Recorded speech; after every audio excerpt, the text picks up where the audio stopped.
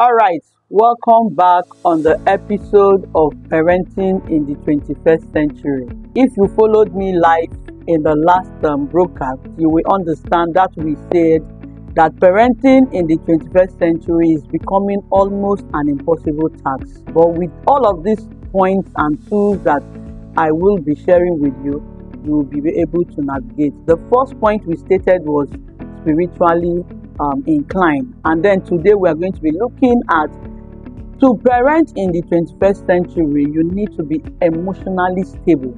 I tell you, emotional stability is one thing that is needed. Your children will drive you nuts. They will push you. People will also push you.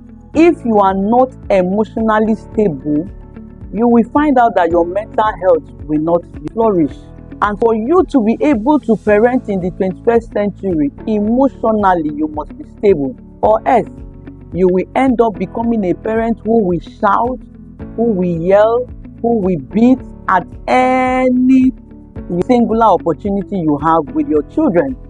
Like I said, your children will drive you nuts.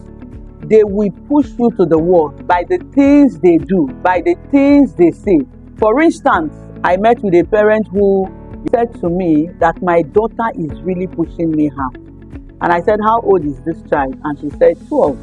Tell me one or two things this girl does. And she told me, and I said to her, your emotions need to be in check. You need to be in check of you need to be in charge of your emotions. Your daughter is doing this because she knows that at every single opportunity you have, it's either you are shouting, you are yelling, you are screaming, or you are beating. Like I said, they will push you. And so what you need to do is to guard your emotions. If you don't guard your emotions, you will end up using abusive words on your children. I once lived in a compound years ago, and I met this young woman who will wake up in the morning with insults and abuses on her children. She will call them all sorts of names. And one day I became so concerned, and I said to her, do you know that what you are inputting in the life of this child will surface in the next few years?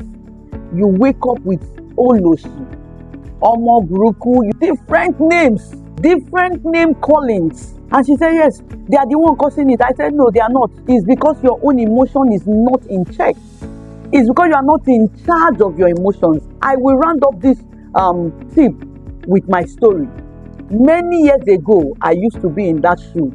I can yell, I can shout, I can beat, until I registered for a course called Emotional Intelligence course. Just the first day, it was a 1-week course. But just the first day, as I entered my house, my children could tell that something has changed. On that first day, all my pride dropped, because I just saw that parenting is not about my children. It's not chiding, it is parenting. It means I need to work on myself first. And that's the mistake a lot of parents make. We think that parenting is about our children. No, parenting is about you first.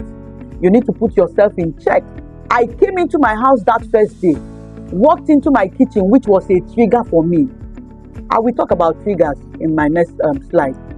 My kitchen was a trigger. Once I come into my kitchen and I see things that I will start shouting, beating, and all manner, that was a trigger for me. But I walked past, and that was the first point I knew that I am already getting healed. So your emotions must be in check. I will see you on my next.